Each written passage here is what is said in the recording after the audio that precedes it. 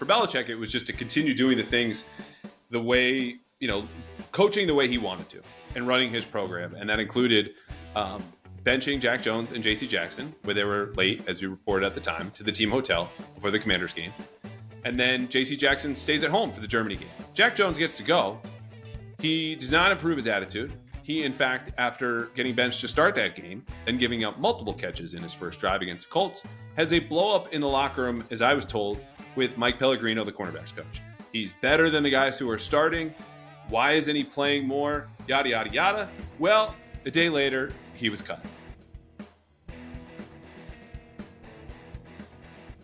Okay, so 2 months ago, sitting in a hotel in Frankfurt, Germany, I was with you, Doug Kyed of the Boston Herald, the fastest guest to ever return to the Pass Interference podcast, brought to you by FanDuel, the exclusive wagering partner of the CLNS Media Network.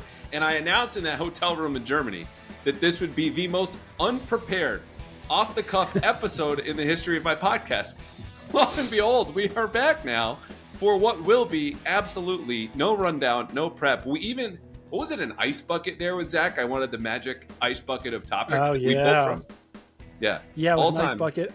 We were not in our best shape because we had just flown cross country and lost like 6 hours of our lives too. So I think this one will be better. Maybe not better prepared for, but better. Yes, for sure. Because, of course, we are navel gazing, I think, is the appropriate term today. Talking about our own report. Recording here Thursday night, dropped the story this morning, the inside story of the Patriots hitting rock bottom in the Bill Belichick era.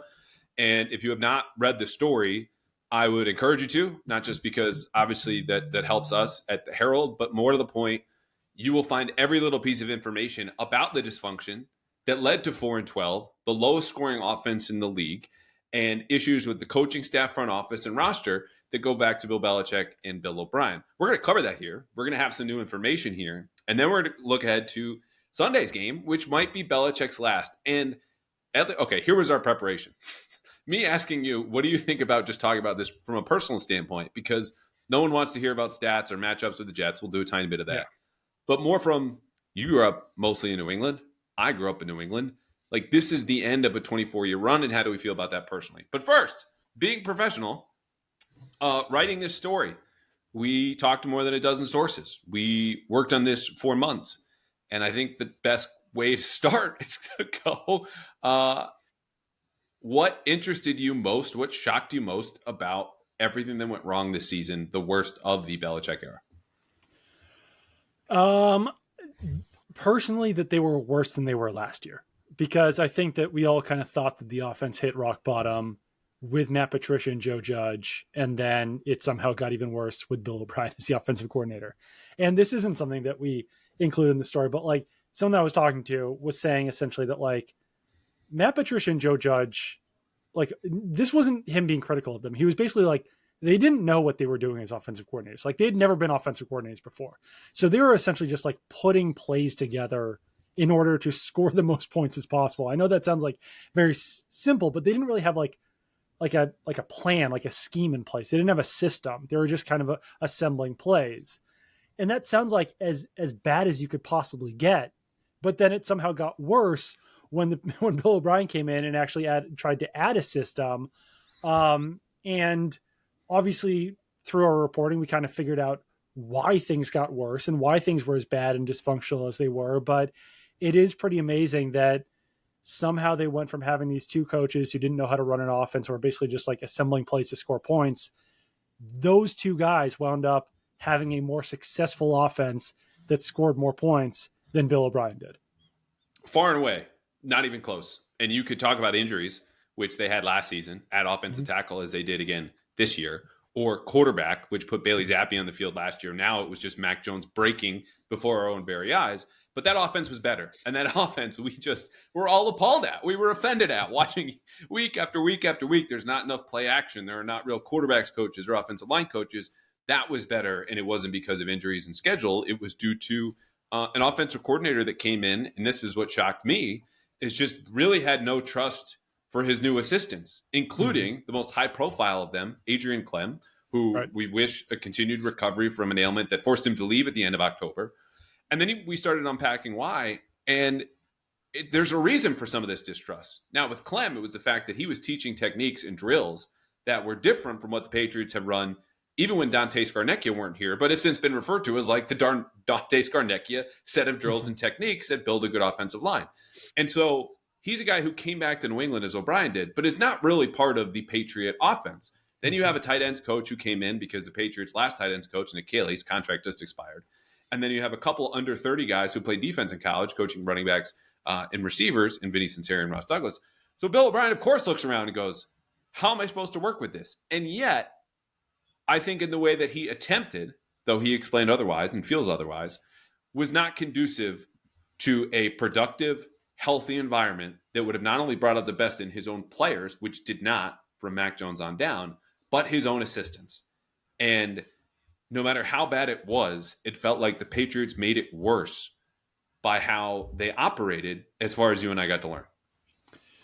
Yeah, I think that Bill Belichick probably could have helped things by giving Bill O'Brien maybe more potential autonomy. But then Bill O'Brien probably could have helped himself out more by trusting his own staff more. I think that in all of these cases, it's not like there's no like one person at fault here. It's not even within the coaching staff, like the coach's fault. Like same thing goes for like Adrian Clem. Like Clem probably could have been better, but also the Patriots probably would have been better off if they had known what kind of coaching Adrian Clem had been bringing in and, made sure that there was going to be some crossover and carryover from the previous years, or better crossover and carryover from the previous years. So I think it all just boils down to the fact that like Bill Belichick, still a very good hands-on head coach, knows what the other team's got to throw at them, knows what his team needs to do.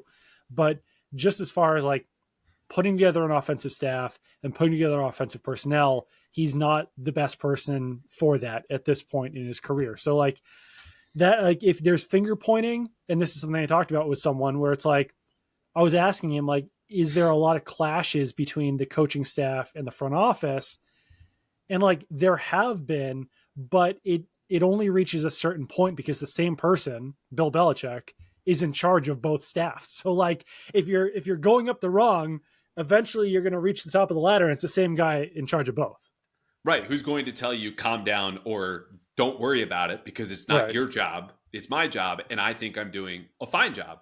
Now, to that point, though, you can go up the ladder and not go to the top. Right. As Adrian Clem did in confronting Matt Groh. And we wrote about one such instance. I'll say here that we could not confirm this, so do not aggregate this or take it as the same reporting that's all in that story. Clem had multiple run-ins with Matt Groh, and some louder than others. Some it's just football coaches act in a way at work that you probably couldn't get away with anywhere else. But he was upset about not being heard because obviously the talent, and that's really the issue here, right? Like we can agree the most predictable issues were their worst. The receivers were not good enough. The offensive line was not good enough. Nothing really mattered after that. Is that fair? Yeah, no, absolutely. Yeah. Okay. And so they make things worse. Like this was never going to be a great season, but it's been an all-time worst one because of the stuff you'll find in the story. And what Clem was upset about was not having enough input. And the input he did give was ignored. And so it's, of course, Matt Groh's right to disagree. But when Adrian Clem is forced to start a guy at right guard who has spent all of the summer at right tackle in City South, who's been very good at right guard the last couple of weeks, because you know what? He played there in college. Not tackle. He played guard. And then instead it tackles Calvin Anderson, who has to speed up his recovery, as Mike Onwenu did, something else that didn't make the story. Mike Onwenu should have had an extra 2 weeks of recovery from the ankle surgery he came back because of how bad things were. Anderson's playing after not practicing, starts again against the Dolphins, and is the backup at 3 other games. We never see him. So naturally, Adrian Clem is going to be frustrated. And he let Matt Groh have it, which are things that one such instance that we wrote about was loud enough. People in the front office heard, the coaches heard. And again, I don't think the consequence of that single blow up really means a whole lot. But what it highlights, what it speaks to, what it embodies is the dysfunction that we keep finding as we peel back the layers of how the hell did they get here? Yeah, and then he also had some issues with the athleticism of some of the players on the offensive line, which I think the front office would come back with and say like, hey, Calvin Anderson, Tyrone Wheatley, Vidarian Lowe, like these guys have their issues, but it's not necessarily athleticism. It's more them as technicians, as players. And then I think that that's where they'd throw it back on Clem and say, like, that's something that you should be able to coach up and coach better. So it really does go both ways in almost all of these situations. And from his perspective, if you're looking at a guy like maybe Riley Reif, who was drafted in 2011, like that's one where you're like, yeah, athleticism probably going to be a problem. And also, that's where you might want to do a better job checking, like, hey, what are the kind of offensive linemen that Adrian Clem works best with? Who, like, what are the players that he would want to work with? Because, like, just as far as the players that they even drafted, Antonio Mafi, you wouldn't necessarily praise for his athleticism. Like, I think he's a stronger player than he is an athletic player, whereas City Sal might go the other way. But no, I mean, I think that's where some of those clashes were coming from, essentially. All right, now let me ask you this. You get a new job, maybe it's at the Boston Herald, and you find out or come to believe that your direct boss would not have hired you, would have cleaned house, fired you, fired me, fired everyone else that you work with once he got on board. And now you have to report to that person for a whole year. How would you feel about that? Probably not great about that, yeah. Well, another detail that we unearthed is that's how some offensive assistants felt, according to leak sources, about O'Brien. We could not confirm that ourselves, which is very important to distinguish that. But I think that from O'Brien, from O'Brien, right. They had heard that O'Brien, when he got hired in late January, wanted to clean house. We could not confirm that that's what O'Brien wanted and that he was limited to one hire. But it's worth noting the only person he was allowed to bring with him, Will Lawing, replaced a guy whose contract was expired anyway. Right. So it's no real skin off the Patriots' back. That's an issue, and something that kind of speaks to that, or would support that if we're making an argument in court. We're not. We've reported what we said. We stand by it. Bill O'Brien kind of closed ranks during the season. Like, they held more meetings all together as an offense, quarterback sitting through offensive line drills, receivers sitting through running back tape and criticisms, than they did in individual position groups. Now, I don't think this is, again, another thing that is a direct consequence of why they stunk, though Dan Orlovsky in late November is tweeting, the details of this offense are terrible, the purpose, the why, the play design, bad. That, to me, would explain why Dan Orlovsky was saying that and why certain details or development wasn't happening if these guys are not in the rooms with their position coaches, because Bill O'Brien looks around him and goes, well, I can do better than them, so I'm just going to keep everyone together, and everyone, players and coaches, will have to listen to me. Yeah, no, absolutely. And I think that's like that mistrust in especially the wide receiver and offensive line coaches to coach up and then also develop players has been a major issue, because like it's a lack of trust, it's a lack of just certainty, it's a lack of everything that, like, if you don't trust them to develop them, if you don't trust them to coach them up, then obviously, like you said, that leads to more full staff meetings, and those players aren't getting that hands-on approach that they might need to actually improve. So once again, it is kind of like everyone at fault.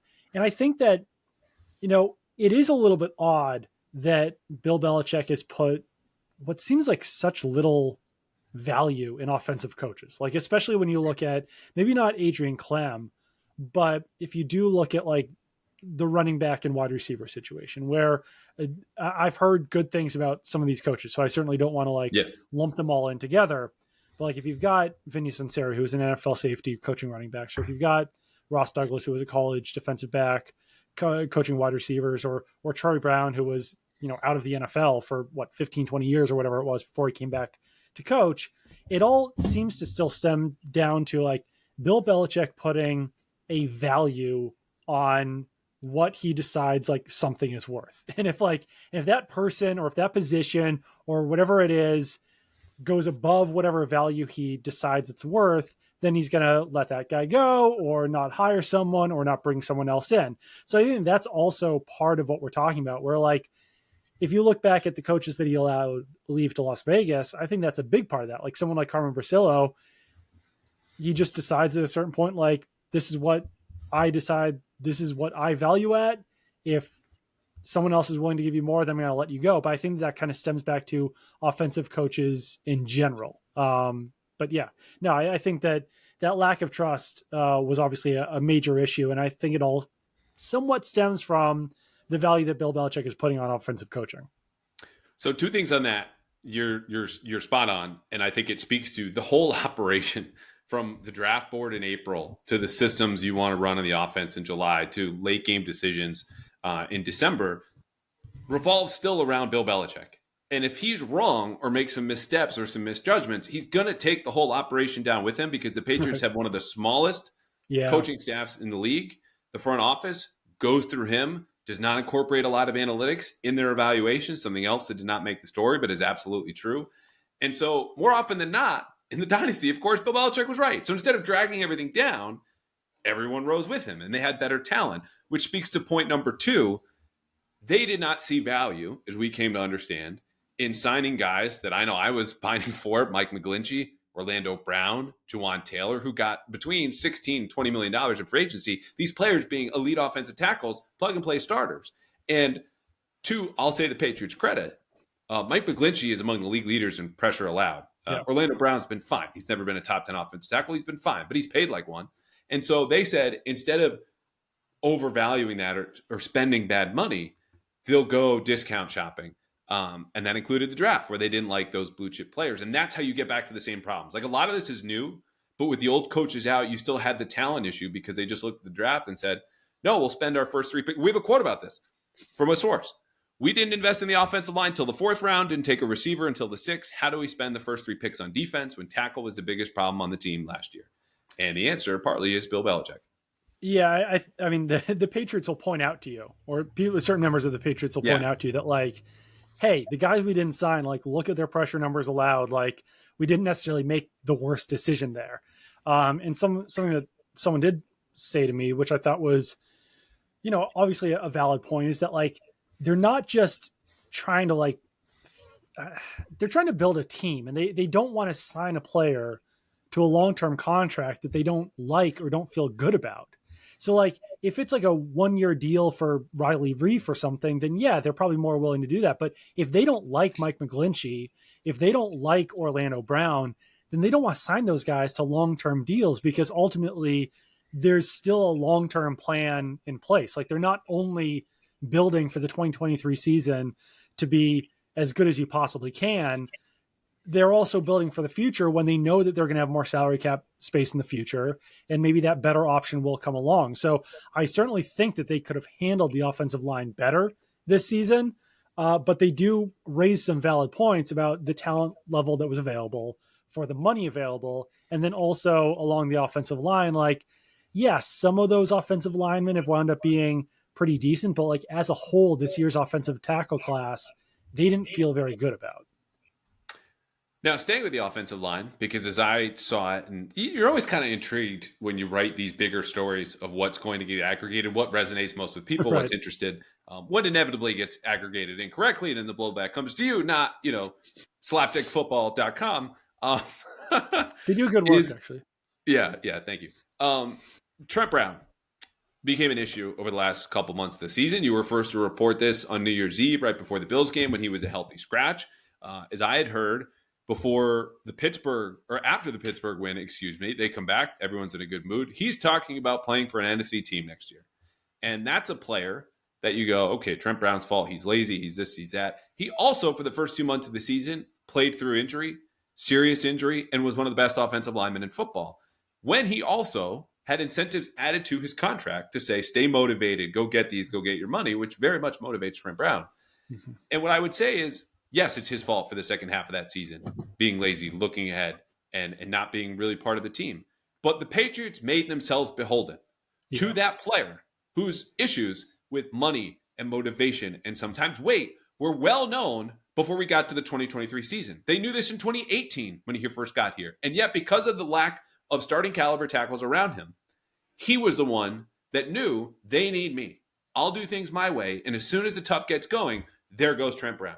And that's my big issue with this, is that there were options between Riley Reif and Calvin Anderson, a little bit of bad luck, but not a ton, and signing Orlando Brown and Mike McGlinchey because of just how bad last year was. when Trent Brown was healthy for all 17 games. Find a middle ground. Those are not just the only two options, and they didn't. And I know there are people in the building that felt the same way. They're on the record. They're not on the record, but they're in the story.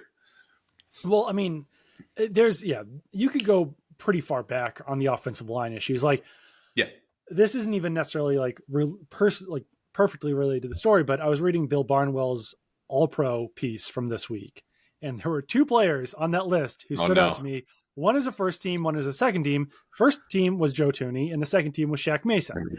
Yeah. And just imagine how much better the Patriots offensive line would have been in the year 2023 if you had Trent Brown at left tackle, Joe Thuney at left guard, David Andrews at center, Shaq Mason at right guard, and Mike Onwenu at right tackle. You'd be in pretty good shape there. Even if you decided, listen, we don't trust Trent Brown anymore. Even if you plug Isaiah Wynn in there, who had a really bad season last year, but it was, to me, mostly related to them just flipping him over to right tackle and hoping that things would work out. And guess what? How pissed was he, by the way? Can we stay there for a second? Like, I forget from time to time how from June, I don't know if you were there, but we would ask him about the switch, and just the largest frown I've ever seen in a man who's actually smiling, but was like doing it through his teeth in a way that I hate this. I'm going to do what I'm told. I'm trying to get my money in a contract year. And it was just an abject disaster for someone who obviously didn't want to be there. Yeah. And it was a fixable disaster too, because the season before, Trent Brown was playing right tackle and Isaiah Wynn was playing left tackle. And the offensive line was significantly better in 2021 than it was in 2022. And now that extends to 2023. But like, you can debate like, okay, how do they afford that offensive line that I mentioned? Yes. The Eagles have figured it out year after year after year, keeping like the exact offensive line intact and having one of the best offensive lines in football. They decided in, was it 20 or 21, 20, that Joe Thuney was worth franchising, but then they don't sign him to a long-term contract. If at that point, when you're franchising Joe Thuney, you just sign him to a long-term extension instead, you're in a much better shape monetarily then. You don't need to trade Shaq Mason if you're not going to draft Cole Strange. You can move Mike Onwenu to right tackle. It's a lot. Like, obviously we're dwelling on this, but like, they didn't need to get to this point where they were so beholden to Trent Brown, where they do have to treat him differently than the other 52 players on the roster, which at a certain point is what they had to do. And then once Trent Brown was dealing with the ankle and knee injuries, and once he was missing time, once he knew that he wasn't going to get the full value of those incentives that they added in September, then basically it all went to hell and it was a miserable situation for the last 6 or 7 weeks. Perfectly put. Enough offensive line talk. And this does transition, though, because the direct consequence of all of that poor offensive line play, where they're bottom five, or no, they're dead last in ESPN's pass block win rate. They're bottom five in PFF's pass blocking or pass protection grading, was the deterioration of Mac Jones at quarterback. And Mac is partially responsible for his own downfall. The team is as well. We detailed this in October. And going into the story, I mean, you and I said, we don't want to cover old stuff. Okay, we don't want to bring up stuff and just repeat it for the sake of just telling a whole story. We're going to bring you new stories and understand people reading this know what's happened. And what happened was Mac Jones got benched 4 times in 11 games after he completed a career high 35 passes against the Eagles in the season opener and just completely fell apart. And there was a real point of no return really against New Orleans, where granted he started the next week against the Raiders in Vegas and came close to a comeback, yada, yada. But that loss, 34-0, 3 more turnovers, including a pick 6 against the Saints after he did that against the Cowboys, was when I had heard he really lost the locker room. And again, we don't have to go too much into the quarterbacks, but the dynamic of that room and why they were not able to get the best out of those players, which goes back to O'Brien and stuff we talked about earlier, was really interesting.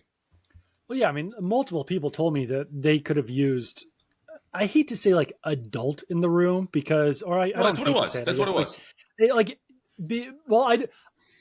That is what they needed. I just don't want to say that like Will Greer wasn't an adult or something like that, or like Trace McSorley, but like because they are to stick around. No, like they needed someone to push everyone in the right direction. But like these issues stemmed from even last year, where like Mac Jones is struggling, Bailey Zappi comes in and plays well, and then Bill Belichick opens it up coming into this season, being like, we're going to have a quarterback competition, which never came to be. But then that leaves Mac Jones and Bailey Zappi in this competitive mode where they're both striving for their best interests. They have very different personalities. Like one's from Texas, one's from Jacksonville. Like they're just two very different human beings who are right around the same age, who have the same personal goals, which are to be a starting NFL quarterback. Obviously, they also want to win games, but if you're creating an individual competition between two players, then that does take away some of the motivation to help the team win by doing what's best for the other person. And like, I think that even way back in March, when they cut Brian Hoyer, that's where this all kind of started, because then you bring in Trace McSorley, who was in a good position as someone who clearly wasn't as good as Mac Jones or Bailey Zappi, but he was so bad this summer that they had to move on from him. Then you get in the situation with Matt Corral, who had his own issues. Then you bring in Ian Book for like a day or two, and then you bring in Will Grier, who possibly could have been that person to bridge that gap and push everyone in the right direction. But he's then learning the offense and trying to figure out why he's even there, figuring out if like, hey, I was told I'm going to get to compete, or like, is told that's another issue. It's just there are no clearly defined roles here. And right. When the roles were clearly defined, there's one starter, it's Mac, and then there are backups. And then the roles were reversed. No one is abiding by those roles. Like there's no universal support for the starter, which is how virtually every other quarterback's room in the league works. But it didn't work in New England because, as we had heard, they don't talk, Mac and Zappi. They're cordial, and that's fine. And then when Will Grier comes in and is signed to the active roster, which says, we value you. You're on a practice squad. You got cut at the end of training camp by the Cowboys. Go to Cincinnati. No, we'll take you. It just feels like a lie, because he's also coming into that room, watching them play, practice, bomb, and be like, okay, I haven't played since 2019. I'm better than this, and doesn't even get a shot. Yeah, and when you're brought in being like, hey, you could probably push this. Like Bailey's been bad. Like you could push this guy. Like you could, but then it's not realistic, because like trying to pass a backup on the depth chart when you're brought in 3 or 4 weeks in the season and having to learn the entire offense, like it's just not a realistic scenario that you're even bringing this guy into. So it's like, it's unfair to everyone in the situation. Like you said, you just don't have those clear defined roles of like, this young guy is our starter. This veteran guy is the backup. He is not better than the starter. He is going to be a support system. And then you have a third guy who's a younger guy who you're developing. There's like no expectations for him. I think that ultimately probably would have been, it was tough to do after last year, because obviously Bailey Zappi still had value to the team since he had been good as a backup starter in 2 games. So you couldn't just like get rid of him out of the offset, but maybe he could have slotted into that, like that third role. And then you would still had someone like Brian Hoyer or someone else in that veteran role behind Mac Jones in a clearly defined role to be like, you are the guy who is not going to start, who is not better than this guy, whose sole role is to support the others around you. And they never really had that. All right. Couple more tidbits and then let's move on. Cause there's a lot of stuff, after that Saints game and even later that we picked up and really, wasn't thrown into the end, but I think is important as we go moving forward. Number one, the reason that Bailey Zappi didn't start earlier, as we've said before, is that he was playing poorly in practice. He was throwing, as Mac struggled, as many interceptions, if not more. He was not accurate. He was 7 of 18 in his first 2 games in mop-up duty. Basic coverages, same defense, just chuck it and go. Couldn't do it. And he's like checking down to players in scout team, which is helping which defeats the whole exercise of like playing a competitive quarterback against your starting defense. He was like, no, I need you to throw the backside dig so we can look at what that'll look like from, Sam Howell or Tua or whatever it might be. The other part is, we did have quotes from Zappi about how Mac was. They're in the story to get his side of the story on the record and the room as a whole. The last part, zooming out, some people felt that Mac Jones got a raw deal that I had talked to. And they cite new quarterbacks coaches, new offensive play callers, yada, yada. And then others go, look, when you hold the ball, as Belichick likes to say, you hold more than the team. You hold a region, everyone's fate, all at once. Mac Jones clearly dropped the ball a lot on this. Yeah. And that's why it ended the way that it did for him. And Bailey Zappi's continued to go on. Not to mention, like, Bill O'Brien is now with those two and Nathan Rourke in his room. you or somebody asked him about Nathan Rourke a couple weeks ago, and he goes, "Yeah, I just saw him at the hallway. We're going to figure this out." Like the quarterback's coach, the offensive coordinator, just has the same reaction as if you were doing those interviews on the street for some TV show. Hey, what do you think about Nathan Rourke this season? Well, I saw he got signed. Like that. That's it. Period. End of reaction. It's a crazy room. Yeah, it was a Tuesday. He got claimed on a Monday. And on Tuesday, I asked Bill O'Brien about it, and he's like, "Oh yeah, I just found out that we claimed him." Like, granted, the power was out at the time, like there had just been a storm, but like, still, you think that information would have been passed on to Bill O'Brien, and like, he would have slapped on his generator and tried to watch some Nathan Rourke film, and that had not happened by the time I asked him that question. So the end of the story speaks to how they proceed, right? They're only fighting for pride, only for their own tape, their futures, et cetera. And for Belichick, it was just to continue doing the things the way coaching the way he wanted to and running his program, and that included benching Jack Jones and J.C. Jackson, where they were late, as we reported at the time, to the team hotel before the Commanders game, and then J.C. Jackson stays at home for the Germany game. Jack Jones gets to go.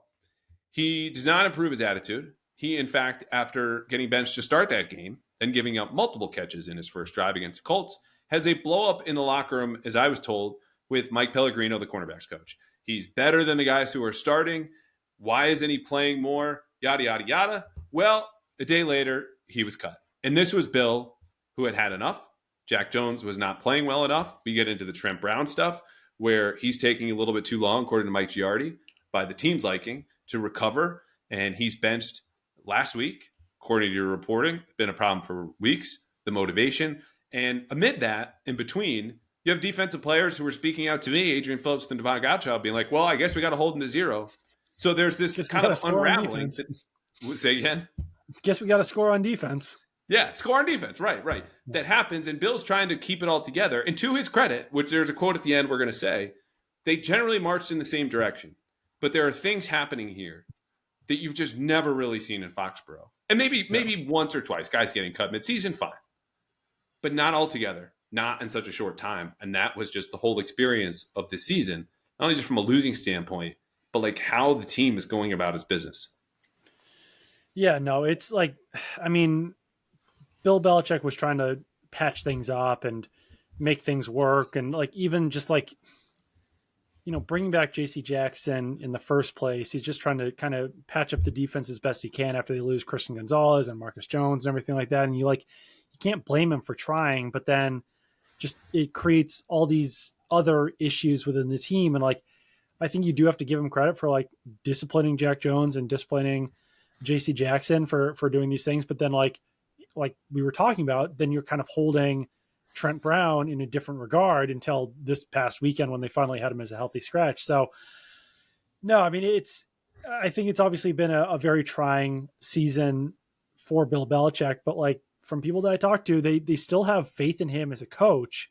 Like I was saying earlier, it's just like his ability to put the pieces in place that he needs to succeed. Like his own, we've been saying this, or like people have been saying this for years, like Bill Belichick, the GM, is holding back Bill Belichick, the coach. I don't think there's ever been a better example of that than this year, when people are saying that like Bill Belichick is telling them exactly what's going to happen in the game, like how the Patriots can stop it, what the Patriots need to do, what the Patriots can't do in order to not lose. And they wind up doing it anyway. Like that's only because he doesn't have enough talent on the team, especially on offense. And that's just his own decision-making and as the wide receiver, the offensive line, and with his offensive coaching. So I don't know what this necessarily means for Bill Belichick's future. Mike Reese reported today that Bill Belichick, Jonathan Kraft, and Robert Kraft are all going to meet on Monday to decide his future.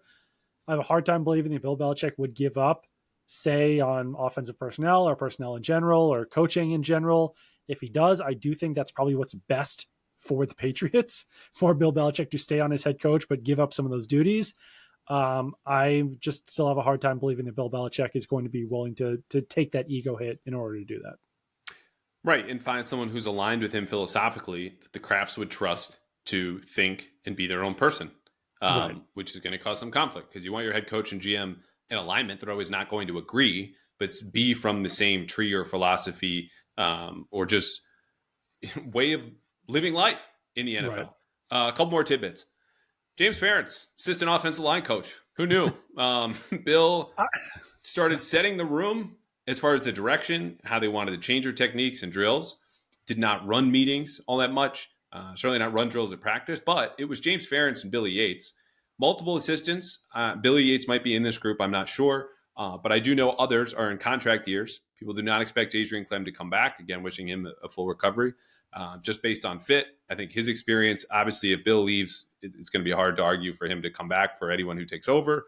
And there was one more note I had in here. We could talk about Malik Cunningham, but someone told Malik Cunningham when he left, hey, you did the right thing. And granted, he went to the now number 1 seed in the AFC when he got signed by the Ravens, but it was no accident the outpouring of support he had in the locker room on social media that week, because people were telling him, go, get out of here. Something, again, you would just never hear in Foxboro. I think it's interesting to hear the split opinions about Malik Cunningham, between players, coaches, front office, because there are still people who look at Malik Cunningham as like, this guy was not a great college quarterback. He went undrafted for a reason. He was moved to wide receiver after they saw him in rookie minicamp. And that, like, it's almost like, they could have put him in there. Like, in the Raiders game, they had him as the backup.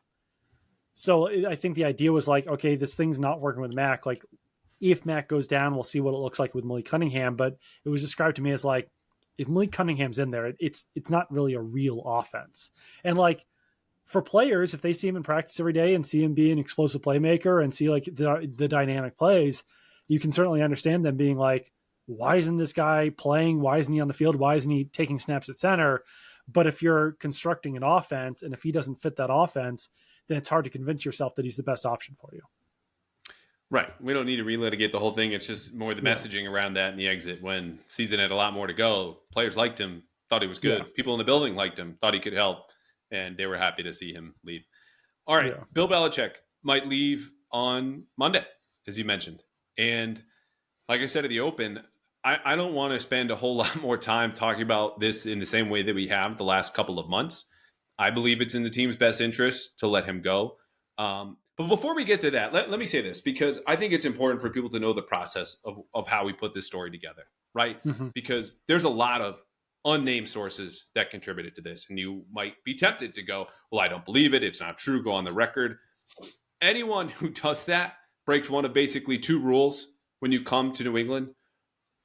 Be on time. Don't mess with the media. Like, baked into that is try your best, do right by the team.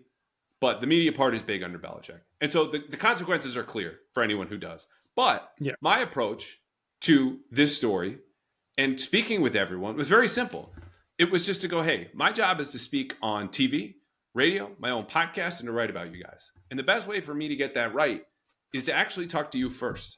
So if you want me to get this right, as I talk to other people and get their versions of the truth, set me straight. That's all. Tell me what had happened, because you're not going to get that from Bill. We all know that on Wednesdays and Fridays. But what's really happening here? And asking as many people in the locker room, front office, the coaching staff to build a consensus on what had happened. So this is not anyone throwing bleep at the wall or hiding behind fake anonymous sources. Doug and I don't do nonfiction. We do hard reporting over months and calls and texts and conversations, which sometimes happen right there in the building, and then build all that together and produce it here for you in a story like this, because you're not finding this anywhere else. Yeah, I mean, people are happy to provide context behind decisions or like give reasoning behind what happened. And they're also happy to kind of give their side of the story, because I'm sure like part of our job is to parse out like what is and isn't accurate based on what people are giving us, because everyone's got their own self-interest at hand, and no one wants to, take on the full blame for situations. So that's why it's important to talk to as many people as we do in this situation too, so that you're not only getting one side of the story and all the blame is going on whoever that guy, doesn't like in a certain moment. So no, I mean, this took a long time to put together, and you have made it kind of a pattern to do this at the end of the season. We did this about Mac Jones at the midway point in the season. Like I said, people are happy to provide context behind when things are not going well. All right. Off the journalism podium there. So, Bill, again, I don't want to talk about Bill potentially leaving. Could be Monday if they tried to mutually part ways, or maybe he puts up stink. I don't know. I don't really care in this moment. Though, will he go? Could he go? Should he go? Whatever. I want to talk about just the idea that he's been the head coach since 2000. We are in 2024. I almost slipped up. And for a lot of fans, like, this has been the majority of their lifetime. The Patriots, as we know them, dynasty, first class, all of the winning, greatest coach of all time. Granted, that's not happened in the last few years. But to have that void, or that person to be replaced as main character, not just in your sports life, but in American sports, suddenly gone. As someone who watched them as a kid growing up, you did the same. Like, I have a column coming about this tomorrow.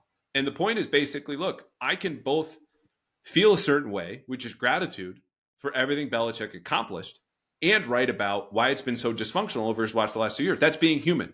And when you think about other people that leave your life in whatever fashion or form, whatever level of seriousness, like, what would you want to say to them at the end? More often than not is thank you. And so I encourage people to feel that way, because I think that's how life is best lived at these exits. If Bell does exit, I don't know, before you say goodbye. Because all it takes is just a little bit of forethought in saying that. Though people, granted, still think that the impetus for this was someone emailing me saying, I hate Belichick and it's blinding me. It's not the case. Read the column. I'm done. Your turn. Yeah, I mean, I would personally hope that no matter what happens after Sunday's game, that, like, Bill Belichick, Matthew Slater, no matter what happens to them, get like a very respectful ovation at this game that I was seeing today. Like, it's going to be dangerous to drive, so hopefully people even get to this game. Like, there's going to be a bunch of snow on the road, high winds, all that kind of stuff. I know I'm going to be leaving my house very early, but, like, just kind of like looking behind me, I've got like all of these programs from Super Bowls that I've been to. And, like, I don't get those opportunities without Bill Belichick being head coach of the Patriots. I've got a program from the 2002 Snow Bowl between the Patriots and Raiders behind me. And, like, that obviously doesn't happen without Bill Belichick being head coach. So, like, I think it's important as media to, obviously you have to cover someone down the middle. And Bill Belichick makes that very easy by how he treats the media on a day-to-day basis. But also in a situation like this, where this could very well be his last game, like, to have some gratitude, because without Bill Belichick and Tom Brady, like, a lot of people in this industry wouldn't have these jobs. Like, the Patriots have a gigantic media contingency because the Patriots have been as successful as they've been. And that shouldn't have you covering a person differently, because, like, you're grateful for them, but you can at least express that in the right opportunities, which I think is one of those times that you can do it.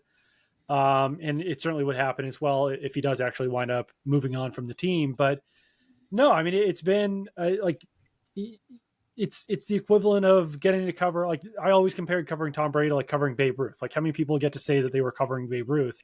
And for Bill Belichick, it's the equivalent of covering, like, Vince Lombardi or, like George Halas or something like that. Like, you're definitely fortunate to be able to be around these people and to pick their brain and ask them questions, and just kind of communicate with them on a day-to-day basis. Yeah, for sure. I mean, I can go to my childhood, and some of the best memories, the highest joys, were watching this team and the victories and the things you felt like you were a part of. And the fabric of New England has permanently been changed. Like, this was Titletown this became Titletown because of the Patriots. Like, right. We're better than you, and we know it. Speaking we as a fan here, look at the Super Bowls, look at the coach, look at the quarterback, greatest of all time, most of all time. And so I know, like you put really well, I've been places and seen things and done things that never would have been possible had I landed covering the Jacksonville Jaguars, or basically all of the other 31 teams. And for that, I am grateful. It doesn't mean you can't be critical at the same time. In the same way that I think people express this about, people they work with or they're friends with or their family, like, love for something, which would be in this case my job, or a person, is not expressed solely through all positive feelings.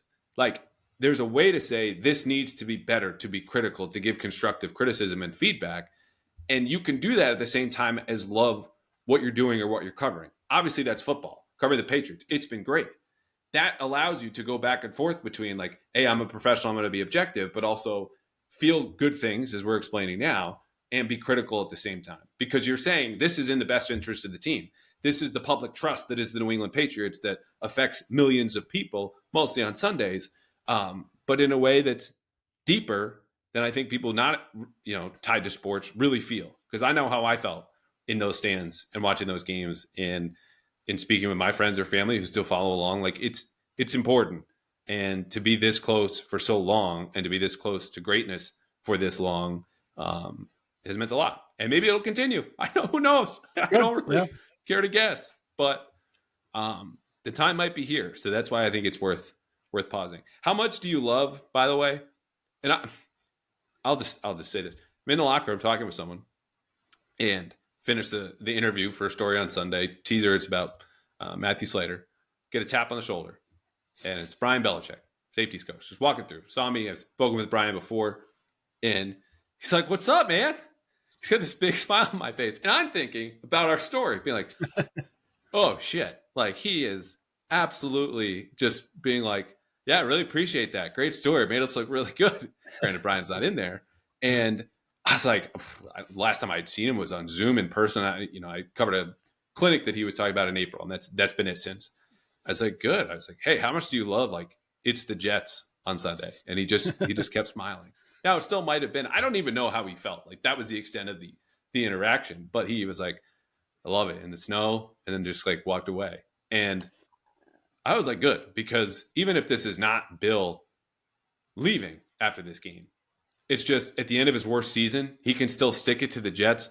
There's beautiful, petty poetry in that on Sunday.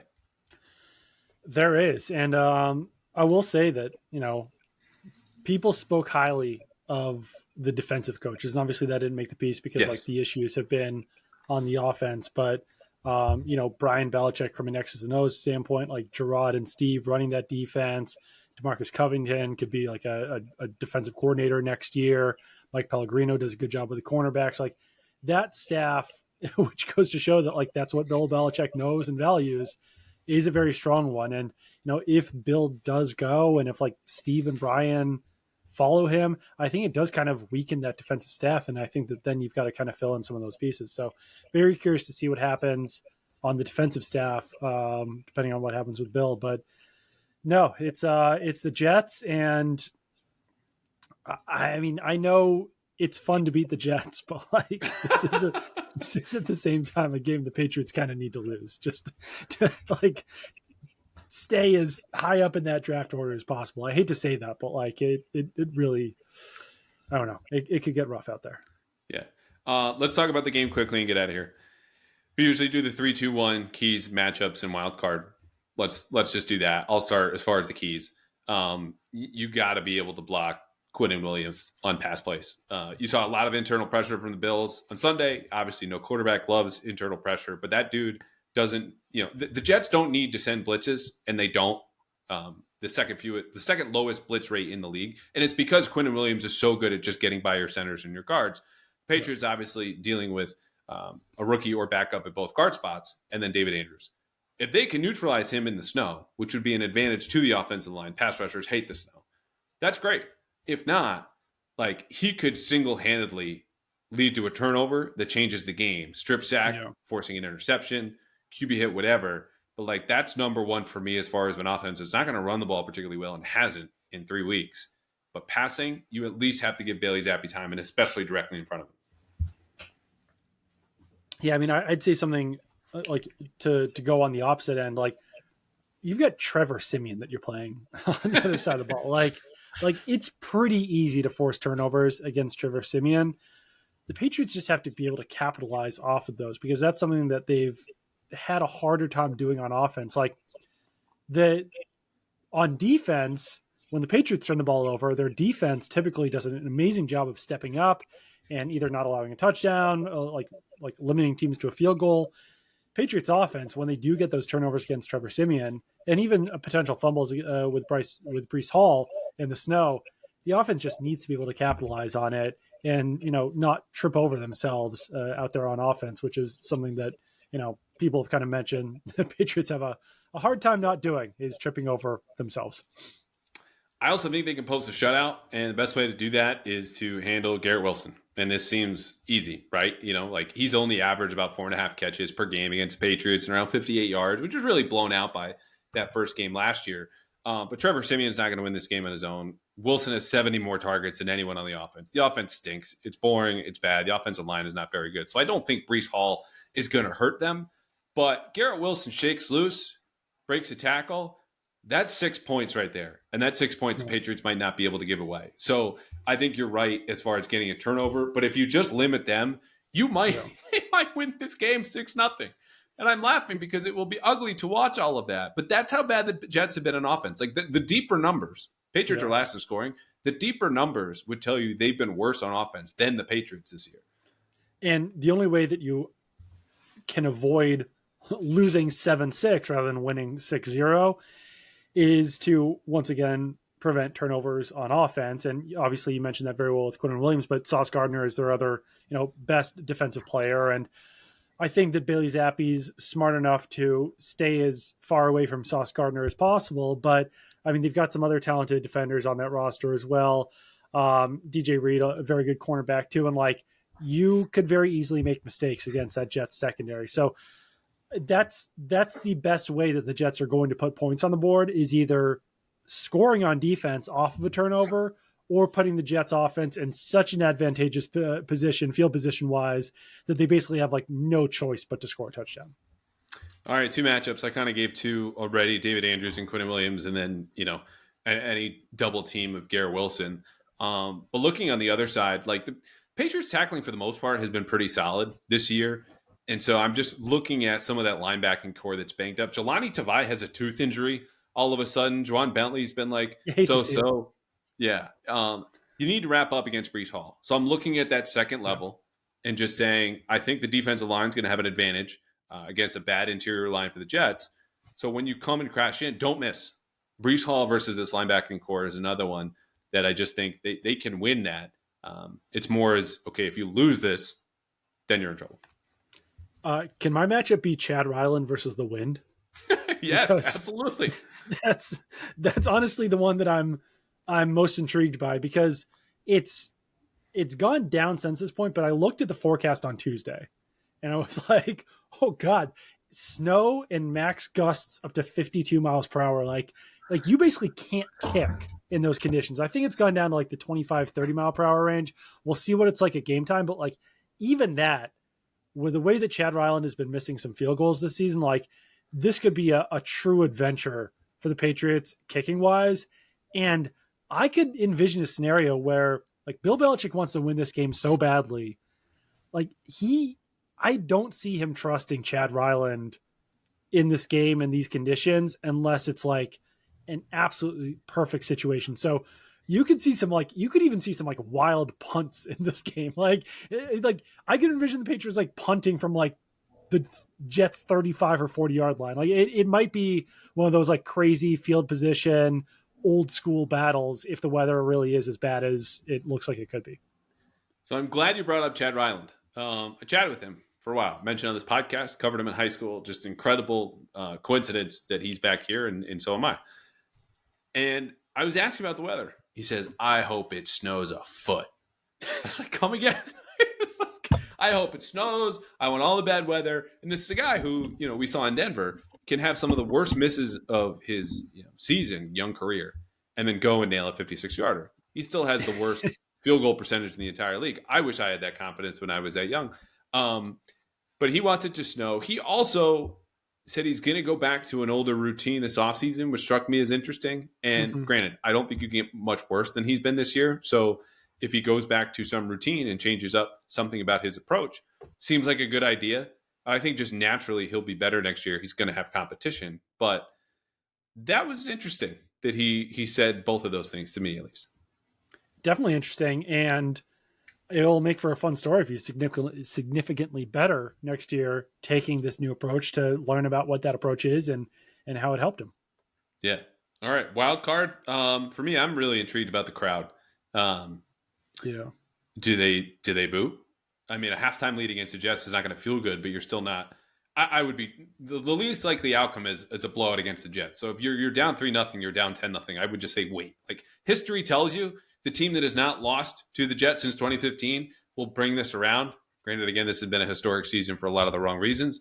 But did they shout at the end, "Thank you, Bill," or some iteration of that? If there's a win, if there's a big win, please stay, Bill, or anything about the crafts. Like the attendance is one thing with the snow, but is there an engagement level that speaks to something that maybe you don't hear on talk radio or people yelling at me on Twitter that tend to be more negative? Again, depending on the outcome, but this is a big game for the crowd. It is. Have you looked up like seat prices or anything for this game? No, are you doing that right now? I was in the process of starting to that buy process. you more time and think of Belichick related chants that could be said? No, I can look this up while I'm speaking. I'm pretty good at doing that. I do that with my family and my children all the time, talking to them while I'm on my phone. But I'm most intrigued by Bill Belichick and how he acts both. I don't know when this is going to come out, but like Friday at 11 a.m. in his press conference with us. And then also on Sunday in his post-game press conference. You can get into the stadium for $25 for one ticket, $26, 8 tickets together. So this is a very cheap ticket to get into. I'm a little bit surprised by that since it could be Bill Belichick's last game, but I digress. I think Bill will probably just handle these pressers like any other week since, according to Mike Reese's report, no decision has been made. There's going to be a meeting on Monday. So Bill Belichick presumably even has no idea what's going to happen after this game, but like, does he do a Friday Bill tomorrow?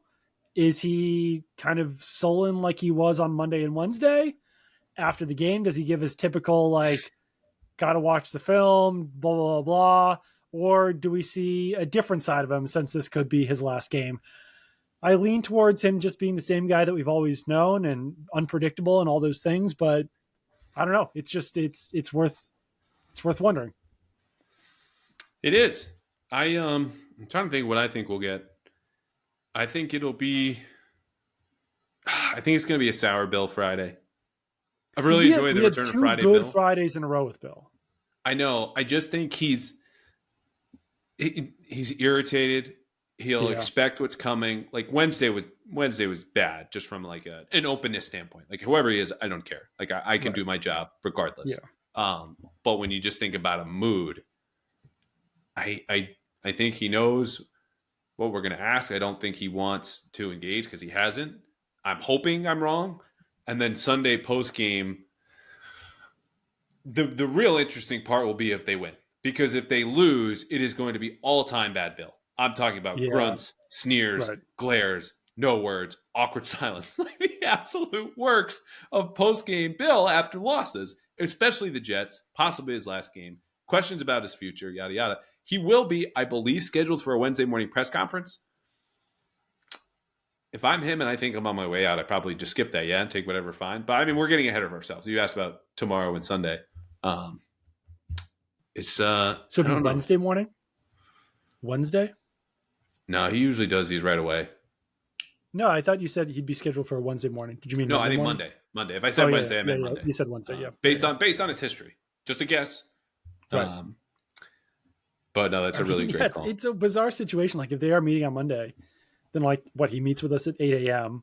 We write up all our stories about what Bill Belichick had to say, and then he could be moving on from the team by 4 or 5. Like that's just it's an odd situation, but that's one we might be in. Right, because then even last year, this is like very inside baseball when it comes to media, but maybe it's not. We'll ask those questions, and he'll intentionally have them early in the morning to say, well, we just started on this, I don't know. Or I haven't seen players. Monday after a game, right? How's so-and-so who got hurt? The doctors have talked to him, but he'll say, I need time to figure it out. And sometimes that's true, but it's also strategic in that I can't tell you if I don't know the full picture, and that's why he does it so early. And so this will be, well, we're going to look ahead, see what we need to do better next year. We haven't started that process yet. We just finished the Jets game. And you might ask about his future. He's like, look, we're just really trying to prepare and go through our regular offseason process, even if that might not even happen, I suppose is what I'm saying. Did you listen to him on WEI? Not to go too long on this. A little bit. No, I didn't listen to the whole interview.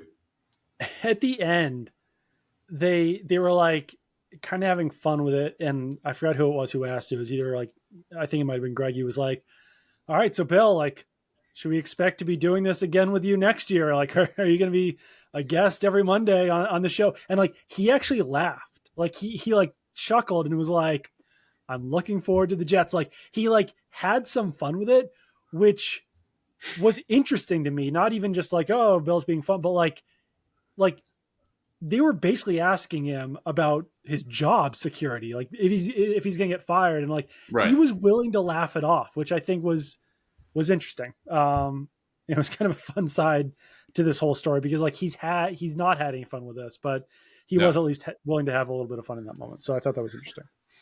Yeah, that is interesting. I mean, because he, everyone's subject to their own moods. I think Bill a little bit more, especially publicly. Again, post-win, post-loss, it's just so vastly different, or during the week or whenever. But he can have the media, and has in the past, eating out of the palm of his hand. He's captivating. He's an excellent storyteller. It's just how he chooses to be and why. So it's interesting he chose to be like that on Monday. I had not listened to the end of that with EEI. I don't want to read into it. But those are the moments where I go, yeah, most of this is bad. Most of this is boring, short, deflection, blah, blah, blah. But the times that are good, despite that, I appreciate, because we should all be rooting for an open, chuckling, happier Bill, as we should be rooting for people to be happier and laughing, I think, in every corner of our lives. Not a lot of laughs with this story. Are Patriots fans going to be laughing on Sunday, though, if they win or lose? That's a loaded question. Ignore the draft component of that if you can. Do the Patriots win is what I really wanted to ask. I think they do win. Okay, yeah, I agree. I don't think Patriots fans want them to win, but I think they do win. What do you think? 10-6. I think it's ugly. I think there's a little bit of comedy in there and then some scare, but Trevor Siemian in the snow, one receiver to throw to, like, that defense is still playing well. Bailey chucked the ball out of bounds at any sign of danger and just live to see another down. Like, they'll screw this up. They played this game last year, 10-3, almost walk off on Marcus Jones' punt return at the end of the last minute, and they won because they deadlocked it 3-3, and the Jets screwed up, punting with less than a minute left to an actual human being as opposed to out of bounds. And I think they can win like that, but the Jets will get one more field goal and then set. All right, here's Doug Kyed, the Boston Herald. I promise I will not ask you to come back in a week or two or whatever it's been right away, because it's been a lot of work went into the story. Again, we asked you to read it, see it for yourself. We tried to divulge as much as we could here, but nothing beats the whole thing. I will see you tomorrow for hopefully a sweet, not sour, Bill Belichick. Thank you, sir. For Friday, Bill. Absolutely.